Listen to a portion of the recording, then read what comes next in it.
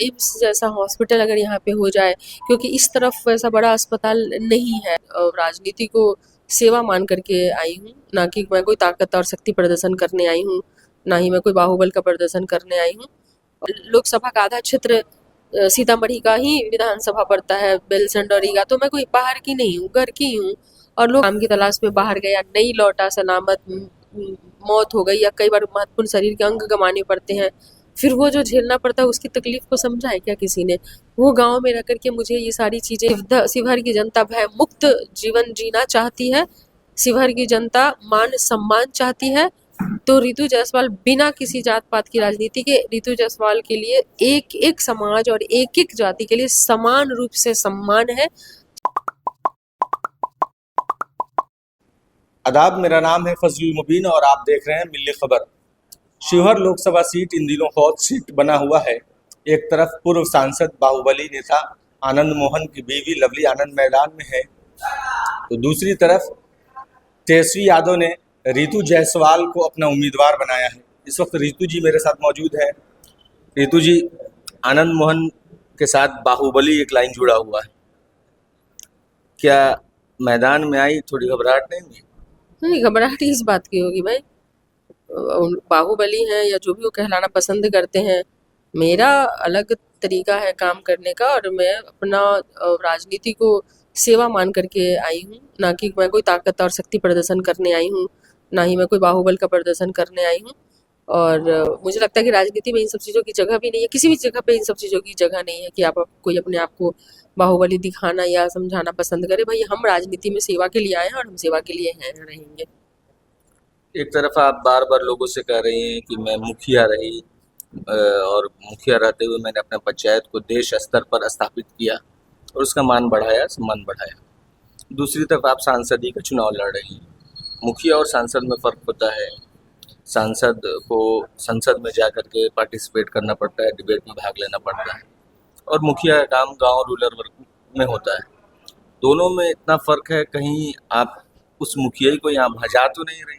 एक चीज बताइए, मान लीजिए कि कोई व्यक्ति ऐसा है जो पहली बार सीधा सांसद ही लड़ा और सांसद जीतता है, निकालता है और वो बनता है सफल सांसद, कोई पहली ही बार बना हो, तो ऐसा नहीं होता है। मेरे पास ये एक्स्ट्रा एडवांटेज है जो बाकी लोगों के पास नहीं है।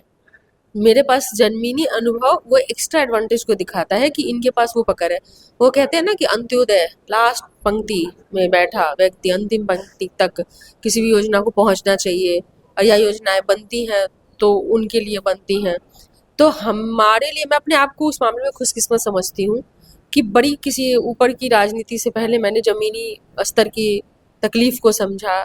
मैंने राशन, आंगनवाड़ी, ममता, आशा, उनके कार्य, गांव के मसले, जमीनी झगड़े, लोगों के गांव पर के स्तर पर क्या तकलीफ होती है, बाढ़, सुखाड़, मुआवजा, तमाम चीज़ें, हाँ, जो कि मुझे मुझे ऐसा लगता है कि अगर किसी को भी राजनीति करनी हो ना, तो पंचायती चुनाव को उनको वो एक पाठशाला की तरह भी देख सकते हैं। कहते हैं ना कि बिना यूनिवर्सिटी में जाने से पहले आपका LKG, UKG, first, second, third standard पढ़ना ज़रूरी है। यानी जितना नींव मजबूत होगा उतना आपका क्लियर रहेगा कॉन्सेप्ट, आप आगे की पढ़ाई बेहतर कर पाएंगे। यानी कि शुरुआती पढ़ाई मजबूत होनी चाहिए। तो मैं राजनीति को एक तरह से ऐसे भी समझ सकते हैं कि अगर आपने पंचायत की राजनीति की है, आपने अंत्योदय को समझा है, आपने अंतिम व्यक्ति में रह रहे लोगों की तकलीफ को समझा है, उनकी क्या कमी है, क्या समस्याएं वो झेलते हैं, बाढ़ है, सुखाड़ है, माइग्रेशन है, बाहर जाते हैं काम की तलाश में, मौत हो जाती है कम उम्र में, यहाँ पे विधवाएं जो है वो मतलब विधवा हो जाती हैं, पति काम की तलाश में बाहर गया, नहीं लौटा, सलामत, मौत हो गई, या कई बार महत्वपूर्ण शरीर के अंग गंवाने पड़ते हैं, फिर वो जो झेलना पड़ता है उसकी तकलीफ को समझा है क्या किसी ने? वो गांव में रह करके मुझे ये सारी चीज़ें देखने समझने को मिली। तो मुझे ये लगता है कि अगर आप बड़ी राजनीति में उतरने से पहले अगर पंचायत स्तर पे की राजनीति करते हैं, तो मुझे लगता है कि वो एक नींव है, और एक मजबूत नींव पे ही एक मजबूत इमारत खड़ी हो सकती है। बिना मजबूत नींव के अगर सीधा आप किसी इमारत या भवन की बात करते हैं, तो वो उसमें वो मजबूती नहीं रहेगी, वो कभी भी गिर जाएगा। उसके अंदर सैद्धांतिक मजबूती नहीं होगी, मॉरल मजबूती नहीं रहेगी, जानकारी वाली मजबूती नहीं रहेगी, आप तकलीफ़ों को नहीं समझ सकते हैं। तो मेरे लिए पंचायत की राजनीति से यहाँ तक पहुँचना, ये मुझे लगता है कि मेरे लिए बहुत बड़ा एक्स्ट्रा एडवांटेज प्लस है मेरे लिए, क्योंकि मेरे पास वो अनुभव है। केसरी जी ने आपको उम्मीदवार बनाया और समीकरण के साथ बनाया। क्या लगता है कि वैश्य समाज जिससे आप ताल्लुक़ रखती हैं आपके साथ आएंगे? इसलिए कहा जाता है कि वो नरेंद्र मोदी और अमित शाह के कैडर वोटर हैं, या ये भारतीय जनता पार्टी के जो आजकल परसेप्शन चला हुआ है उसके वोटर हैं? ये क्या लग रहा है? चीज़ें मैं आपको बता दूं ना कि मुझे परिहार विधानसभा से टिकट मिला। अ, उस वक्त अगर अगर आप जाति समीकरण की बात कर रहे हैं तो मेरी जाति की संख्या बहुत कम है परिहार विधानसभा में, बहुत कम है। तो बाकी पार्टियों का मुझे नहीं पता कि वो जाति के आधार पे देती है या क्या करती है। अगर अगर जाति के आधार पे मेरी पार्टी टिकट देती तो मुझे परिहार विधानसभा का टिकट नहीं मिलता। इतनी कम जाति है वहाँ पे परिहार विधानसभा में, बावजूद भी मिला। और यहाँ पे भी मिला अगर, तो लोगों ने जो एक इतना डिमांड यहाँ से गया था, लोगों का ट्विटर पे ट्रेंड हो रहा था, लोग टैग कर रहे थे तेजस्वी जी को, शिवहर मांगे रितु जायसवाल। एक तरह से कह सकते हैं कि यहाँ की जनता के हाई डिमांड पे मुझे वहाँ पे भेजा गया, यहाँ पे सर्वे कराया गया। लोगों को लगा कि नहीं, वाकई में लोग यहाँ पे रितु जायसवाल को चाहते हैं, चूंकि मैं अलग नहीं हूँ, पड़ोस की हूँ, या ये कह सकते हैं कि विधान लोकसभा का आधा क्षेत्र सीतामढ़ी का ही विधानसभा पड़ता है, बेलसंड और रीगा। तो मैं कोई बाहर की नहीं हूँ, घर की हूँ। और लोग जानते हैं मेरे कामों के बारे में, उन्होंने देखा है गरीबों के लिए मैंने जो लड़ाई लड़ी, लोगों ने वो देखा है किस तरीके से मैं तत्कालीन जो डीएम थे उनसे मेरी लड़ाई राशन को लेकर के हो गई, गरीबों के हक के लिए लोगों ने मुझे लड़ते देखा है। तो उन्हें लगा कि अगर रितु जायसवाल कैंडिडेट होती है तो इन सब चीज़ों को ध्यान में रख करके मुझे यहाँ पे भेजा गया।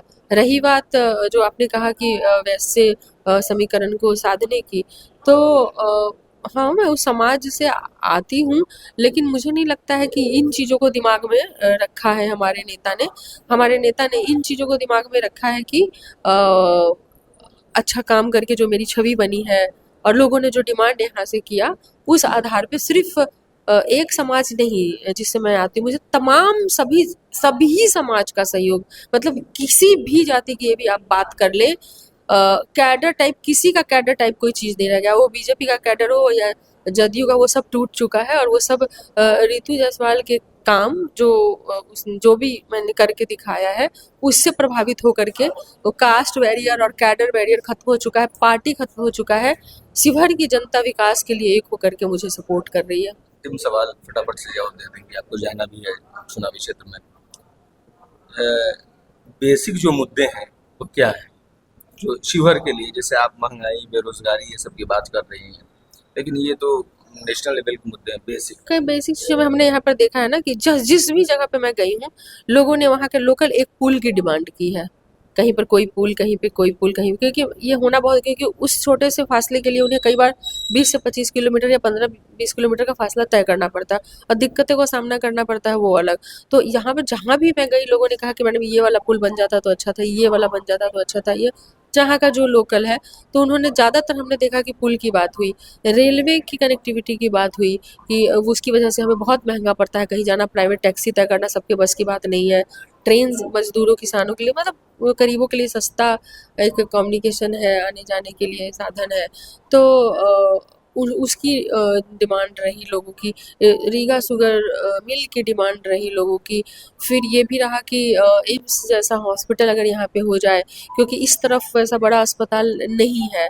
और दरभंगा का तो आपको पता ही है क्या हुआ वहाँ पर, हाँ, बना भी नहीं, और मुख्य प्रधानमंत्री जी ने दिखा दिया कि बन गया। तो वैसा हवा हवाई नहीं, हकीकत में यहाँ पे ज़रूरत है एक अच्छा हॉस्पिटल की, और अच्छे शैक्षणिक, उच्च स्तरीय शैक्षणिक संस्थानों की, इन तमाम चीज़ों की। और बाकी उद्योग धंधे नए लगे, ये सब की ज़रूरत तो है, क्योंकि लोग आज भी 2 वक्त की रोटी के लिए बाहर उनको जाना पड़ता है। तो मुख्यमंत्री जी यहाँ के 17 साल के कार्यकाल में अपना कॉलर उठा ले, या देश के प्रधानमंत्री जी अपने कॉलर उठा ले।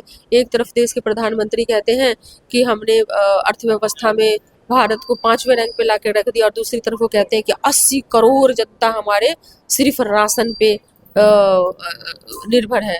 तो ये उनके लिए गर्व की बात है कि 80 करोड़ जनता को उन्होंने रोजगार नहीं दिया, उन्होंने नौकरी नहीं दी और आज भी वो गरीबी रेखा के नीचे सिर्फ राशन पे टिके हैं। ये उनके लिए गर्व की बात है या उनके लिए शर्म की बात है? ये प्रधानमंत्री को क्लियर होना पड़ेगा खुद। मुझे लगता है वो खुद ही कंफ्यूज है इस चीज को जीत रहे हैं।